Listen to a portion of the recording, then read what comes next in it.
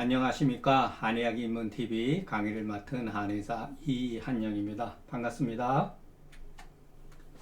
자, 오늘은 조문 12편의 3, 4, 5, 6줄에 대해서 한번 알아보겠습니다. 자, 우리가 앞에서 그 12편의 그 1조문하고 2조문에서는 그 사음, 지음, 유음, 담음 뭐 이렇게 유음 이렇게 그 이름 공부를 하지 않았습니까? 자, 그런데 여기에서 두 번째 글은 바로 뒤편에 있는 수가 심에 있으면, 수가 폐에 있으면, 또 수가 비에 있으면, 수가 간에 있으면, 수가 심에 있으면, 이런 식으로 우리가 이렇게 나와 있는데, 사실은 사음이라고 하는 앞에서 우리가 배운 사음하고 이렇게 수가 수제, 예를 들어서 간심 비폐신에 있다. 뭐 간심 이렇게 쭉 있다. 이거하고 요즘 말로 하면은 패러다임이 바뀐 거예요. 이게 같은 그 맥락에서 나온 글이라고 생각하시면 안 됩니다. 완전히 다른 세계의 그 방안이 바로 뒤에 나온 겁니다. 그렇기 때문에 자, 어떻게 보면은 굉장히 멋진 말이죠. 여러분, 항상 중경서에는 왜 이와 같은 표현이 없었을까? 수전심이란 표현이 없었을까? 그리고 중경서는 오직 이런 것만 써 있죠. 이런 식으로. 심화, 수가 심에 있으면 또 뒤에 가면 심수증이 나와요. 그러면 수가 심에 있다는 말과 심수증은 또 무슨 차이가 있는 걸까?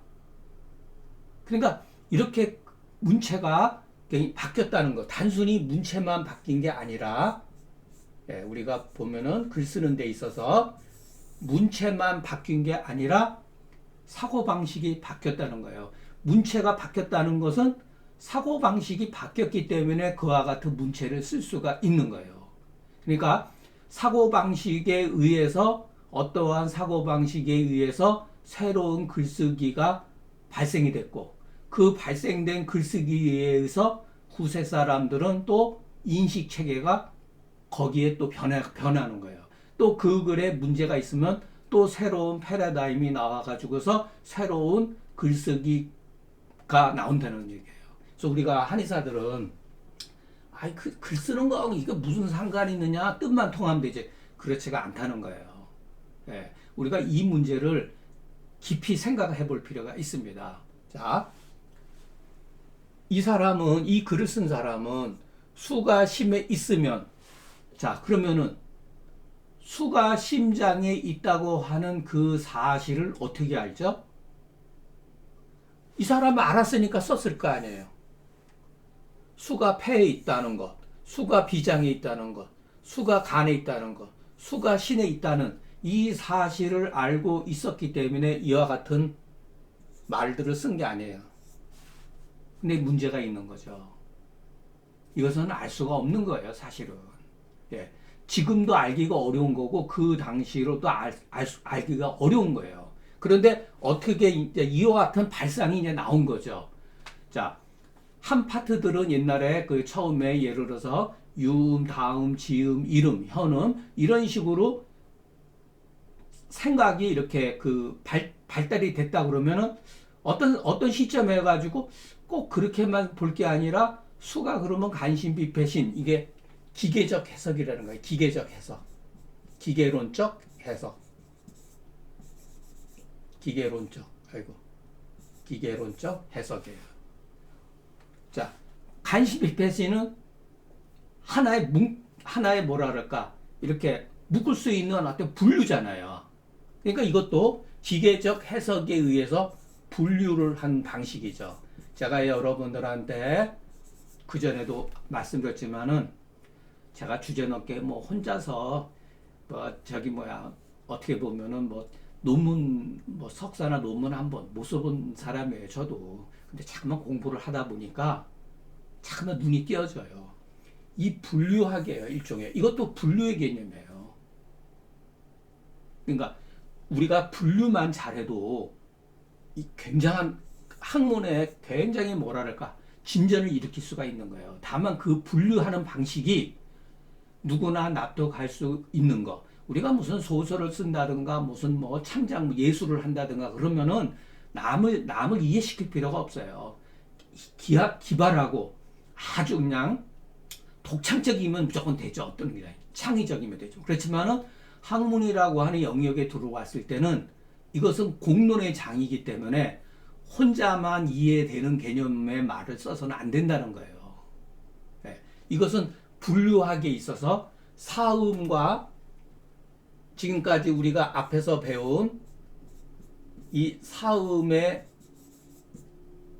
사음과 이 수제간에서 신장까지 이거는 약간 다른 차원의 글들이에요. 그러니까 다른 방식에 의한 분류라는 거죠. 분류학. 예. 그러니까 사고 방식이 변했다는 걸 우리가 알 수가 있어요. 그러니까 이거를 보면은 이 사람들이 왜 이런 거를 썼는가 참 궁금한 거예요. 분명히 이 증상들을 묶어야 되는데 어떻게 묶을 것인가. 예. 그래서 이런 것들을 이렇게 간신비패신에다가 분류를 해놓은 거라는 거예요. 이거는 제 개인적인 사고방식 생각이에요. 제가 이걸 보고. 그러니까 우리가 보면은 중경서를 보다 보면 답답한 점이 있어요. 이걸 어떻게 묶어야 되는데, 이 증상을 묶어야 되는데, 그것을 어떤 사람들은 예를 들어서 경락으로 묶는 경우도 있고, 어떤 사람은 오장육부에다 묶는 경우도 있고, 그게 일종의 분류죠. 어떤 사람들은 어떤 식으로 했냐면은, 의학인문 같은 경우는 잡변편에 넘어가면은, 오장으로 분류를 한 게 아니라 장부론 쪽으로 분류를 한 게 아니라 육기이론 쪽으로 분류를 했다는 거예요. 그렇기 때문에 책이라 그래서 다 같은 책이 아니에요. 금원 사대가라 그래서 다 같은 방식이 아니에요. 그 사람들의 사고 방식, 그 분류하는 방식이 다르다는 것을 우리가 이해를 해야 돼요. 자, 심화 부위가 견축하고 숨이 차고 이거는 뭐 오수 불요금하고 이거는 제가 글을 잘 썼나 무슨 잘 물을 마시지 못한다. 네, 나름대로 이해가 되죠. 예. 뭔가 이렇게 꽉 막혀 있으니까 물을 마시고 싶어도 마시지 못한다. 그런데 이걸 가지고서 수가 심에 있다고 우리가 판단을 할 수가 있느냐는 문제예요. 중요한 거는 수가 폐에 있으면 토연마라고 요금소하며 수가 비에 있으면은 숨이 약간 얕고 몸이 무거우며 과연 그럴 수 있을까? 자, 이 글만 보면은 이 증상만 보면은 우리가 경험할 수 있는 거지만은 이것까지 이렇게 연결짓는다는 건 무리가 따르죠. 혀파지만하고 체이통하며 재채기하면서 뭐 아픈다든가 수재심하면 심하게가 뛴다.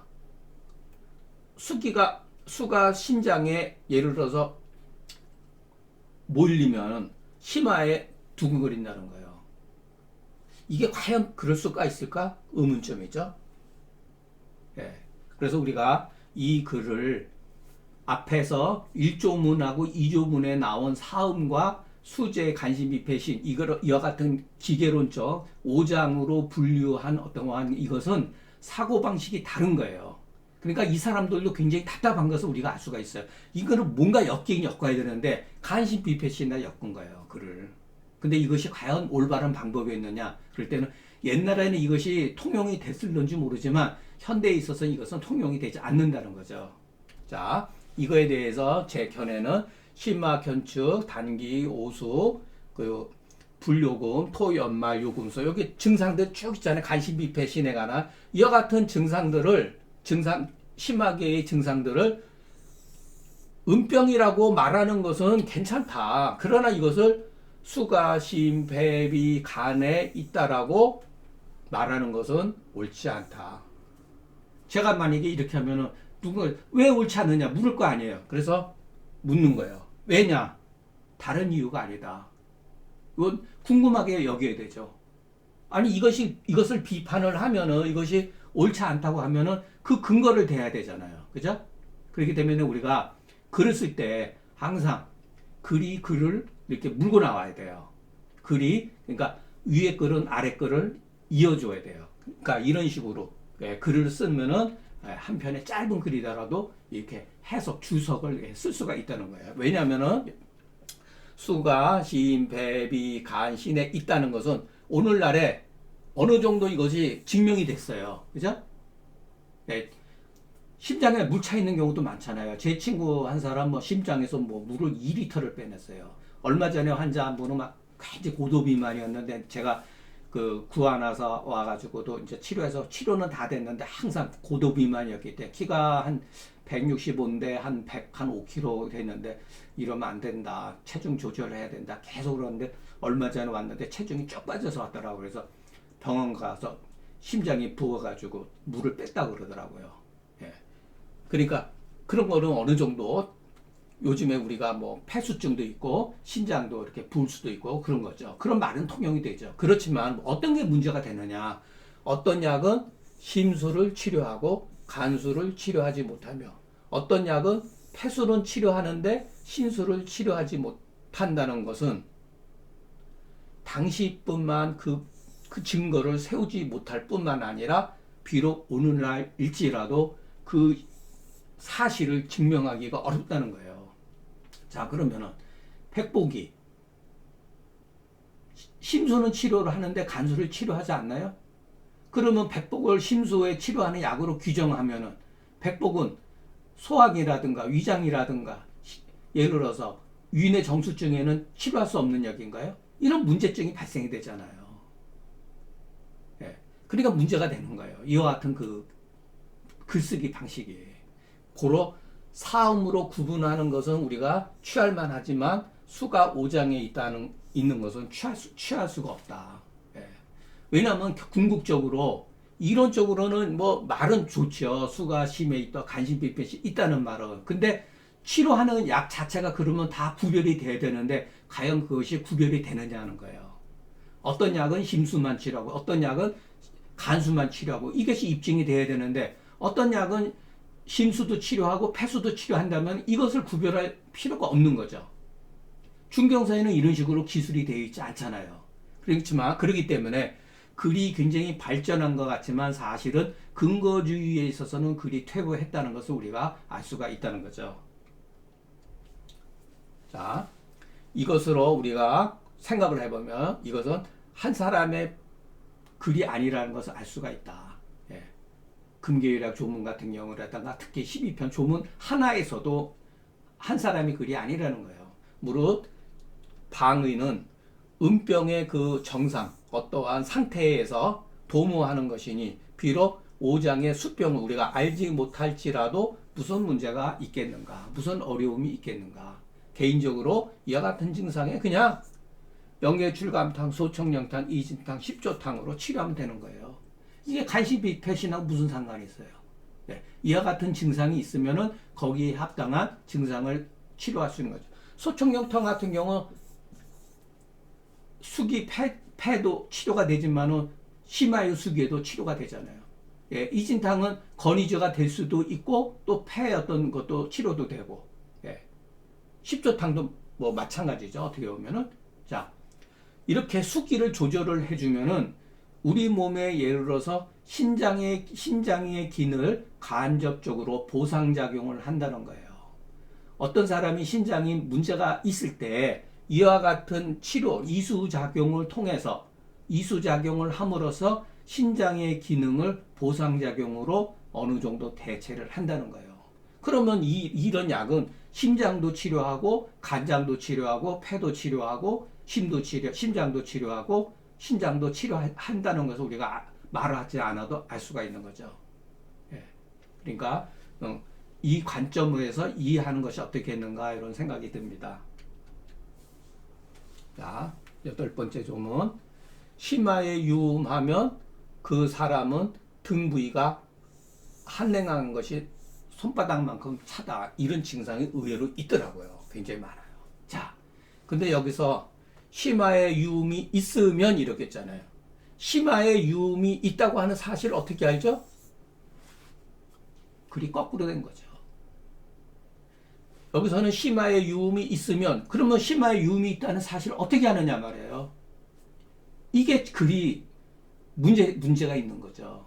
그러니까 이 글이 다 잘 이해를 하면은 좋은 글이지만 이해를 잘못하면은 전도가 되는 거예요. 의식이 전도가 되는 거예요. 글에 의해 가지고서.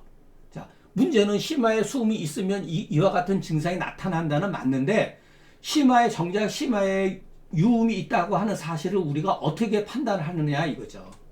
그러니까 글이 뒤집어진 거죠.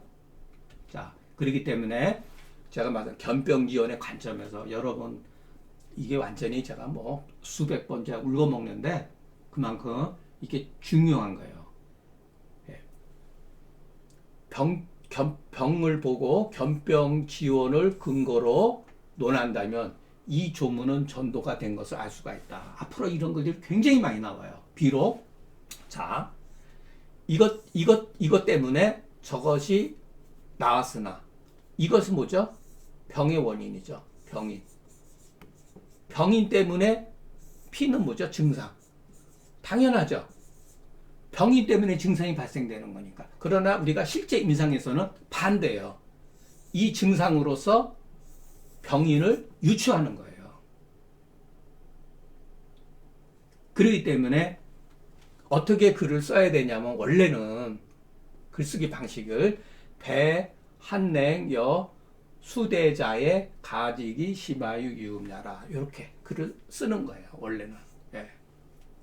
그러니까 등 부위가 이렇게 격수열 중심으로 해가지고서 손바닥만큼 뭔가 이렇게 차갑다고 말하는 사람이 있어요. 아, 이 사람은 심하의 유음이 있구나라고. 이것이 100% 옳은 게 아니라 옛날 사람들이 생각한 방식이에요. 이게. 예. 그래서 그러면은 손바닥만큼 차면은 무조건 심하의 유음이 있느냐? 그건 아니죠. 그래서 우리가 전체적인 글을 항상 통으로 다 어느 정도 그걸 알고 있어야 돼요. 심화유음과 심화유수기와 심화유한수, 심화수정자는 다 똑같은 말이에요. 동료한테. 표현만 다르게 똑같은 얘기예요. 그 증후가 비단 배, 한냉, 여, 수대로만 끝이는 게 아니다. 이 증상 하나만 있는 게 아니에요. 대체로 심화만이 있다는 것을 우리는 미루어 짐작을 해야 된다는 거예요. 어떤 사람, 나는 이상하게 그 등 부위가 이렇게 차요. 그렇게 한다 하더라도 이와 같은 증상을 확인해 봐야 돼요. 그러니까 이와 같은 증자는 소총령탕이나 이중탕류. 그냥 이런 거 나 모른다. 그러면 여러분 사군자탕 써도 참 좋습니다. 예. 심화유음의 사군자탕이 아주 좋은 약이에요. 그러니까 우리가 기본방을 했을 때는 여는 우리가 그 중경서를 공부를 했기 때문에 이렇게 한번 점검을 하자는 뜻에서 한 것이지 사군자탕, 향사육군자탕은 굉장히 좋은 약입니다. 이런 것을 다 치료 커버를 해줘요. 이게. 예. 그래서 제가 여러분들한테 항상 말씀드리는 게 뭐냐면 처방을 배우는 게 아니라 해석학을 배우는 거예요. 처방은 여러분 너무나 많이 알고 있어요, 지금. 그런데 이런 그 관점과 이것에 의해서 파생되는 증상을 연결짓지 못하기 때문에 처방만 배우는 거예요. 처방 몇 가지 안 된다니까요. 처방은 기본방 잘해야 20가지예요. 그 20가지 가지고 활용하는 거예요. 그러려면은 해석학을 더 배워야 된다. 어떤 증후에 대한 해석학을 배워야 된다. 그런데 열걸인 경우도 있어요. 열걸은 뭐죠? 열이 울체돼 가지고 흉중에서 울체되었을 때 열이 사지로 발월을 하지 못하면은 배 한냉한 경우가 있어요. 손발이 차면서 등도 차면서 이때는 백호탕을 써야 된다. 이럴 때 이제 정말로 이치가 후세 사람들이 그런 말 하잖아요. 명리. 이치에 밝아야 된다. 이치에 박지 못하면요. 무서워서 백호탕 못 써요. 손이 차고 등이 찬데 백호탕 못 쓴다니까요. 열이 울체된 걸 어떻게 알죠? 그렇기 때문에 이런 반대의 개념이 있기 때문에 의외로 많다는 거예요. 또는 식골도 있어요. 식울증으로 식체해가지고도 있어요. 예. 그럴 때는 다른 약을 또 써야죠. 그렇기 때문에 반드시 다른 여타의 증상을 근거로서 판단해야 낭패를 모면할 수 있다. 그러니까 한 가지 증상으로서 일반화시키면 안 된다. 한 가지 증상만 가지고서 일반화시키는 것은 위험한 경우가 있어요. 어떨 때는 한 가지 증상만 쓸 때도 있어요. 과감하게. 어떤 조짐의 증상을 보고서. 그러나 이와 같은 경우는 변수가 있기 때문에 그렇게 하면 안 된다는 거예요. 그래서 우리가 그 대학에 우리가 대학에서 대학이 왜 그렇게 어려운 책이냐? 주자가 죽기 전까지 대학의 경물치장을 고치려고 그 노력을 했어요. 자기 나름대로. 그 경물치장이 빠졌다고. 그러니까 주자의 글을 보면 제가 주자 한때 저도 신봉하고 막 그랬지만 예.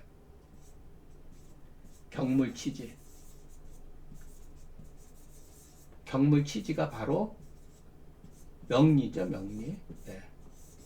명리라고 하는 것은 중용에서 나온 말이고 경물치지는 대학에서 나온 말이에요. 예. 자, 우리가 마음이 우리가 성의정심, 마음 뜻을 성실히 하고 마음을 온전하게 하기 위해서는 어떻게 되죠? 나 오늘서부터 착하게 살아야 되고 마음을 잘 다듬어야겠어. 그렇게 되는 게 아니에요. 알아야 돼. 경물치지. 이치에 알아야지 내 마음을 다스린다는 거예요. 이게 이제 육아 사상이에요. 그냥 앉아서 이렇게 그냥 뭐 물을 떠나가지고서 이치를 밝힐 수가 없다는 거예요. 이런 것은 육아적인 관점이지만 배우들만 한 거죠. 그러니까 이와 같은 별도의 세계가 있다고 하는 것은 이치에 박지 않으면은 무서워서 못 써요. 실질적으로 당하면은 손발이 찬데 어떻게 백호땅을 쓰냐고요. 손발이 찬데도 승기탕을 쓸 수가 있다니까요. 어떤 사람은 손발이 찬데 승기탕을 썼는데 승기탕을 쓰고 나서 몸이 따뜻해진 거예요. 이거는 경험을 해야 돼요. 그래서 고방이 무서운 거죠. 그러니까 무서운 게 아니라 원래가 그런 건데 우리가 너무 후세방에 저거 하고 이치를 잘 모르고 그러니까 손발이 수적 걸레나면 사약탕으로만 무조건 치료하는 줄만 아는데 그렇지가 않다는 거예요. 현대인들한테도. 열이 울체돼가지고 손발이 찬 경우가 굉장히 많아요. 요즘에 혈압 같은 거 오르면서 그런 사람도 있단 말이에요. 손발이 차고 막 이래. 예를 들어서 그런 분들한테 승기탕에다가 사군자탕 같은 경우, 그러니까 사물탕류 해서 쓸 수가 있다는 거예요. 그렇기 때문에 우리가 전체적으로 폭넓은 공부를 해야 됩니다. 자, 유음자는 협파, 통, 인, 결분하고 해소즉 기침을 하는 즉 문득 끝인다. 일설에는 더 심해진다. 이 통증이 더 심해진다. 예. 요것도 전도된 글인데 예, 빨리 읽겠습니다. 협파, 통, 인, 결분은 여기 그 쇄골이 있는 저기죠. 거기까지 이제 땡기면서 해소하는 자는 그만큼 이거는 증상이 심하다는 거죠. 예. 이것은 위움 때문이니 요런 글쓰기 방식도 있다 그랬죠. 예. 글쓰기 방식은 굉장히 많아요. 이렇게 안 쓰고 즉이 이렇게 써도 돼요. 즉이 유음, 예. 유음 야라 이렇게 써도 돼요. 근데 요 금계요락은 이런 식으로 글쓰기가 돼 있어요. 그러면 이렇게 써주는 것도 하나의 그 뭐 예의예요. 그러니까 이것은 유음 때문이다. 예, 유음이 된 것이다 이렇게 하면 안 돼요. 유음 때문이다 이렇게 되는 거지. 이 조문에 해소하는 즉 문득 멈춘다 그러고 다른 조문에는 바로 더 심해진다 그랬는데 병세의 관점에서 보면은 조금 더 문득 심해지는 것이 제가 볼 때 옳다. 왜 그러냐? 예, 이렇게 주장을 했으면 그 이유를 대야 되잖아요. 그죠?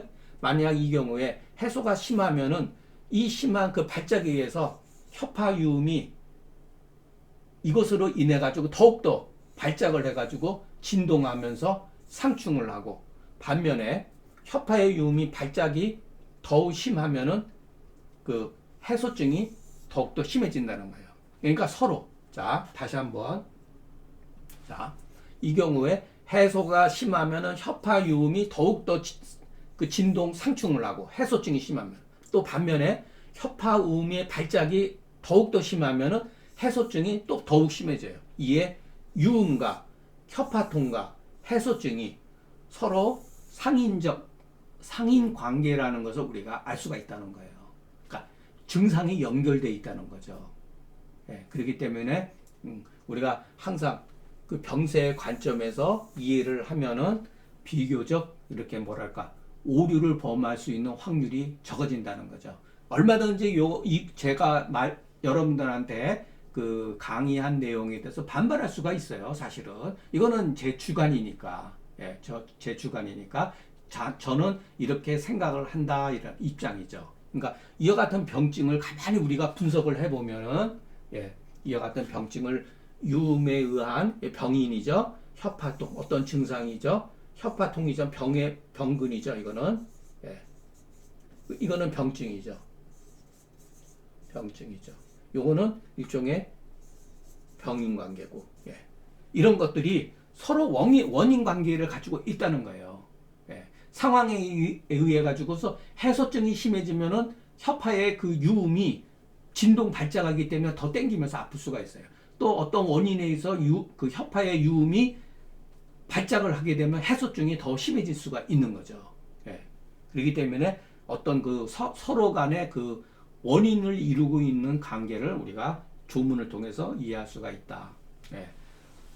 오늘 강의를 여기서 마치겠습니다. 예, 경청해 주셔서 감사합니다.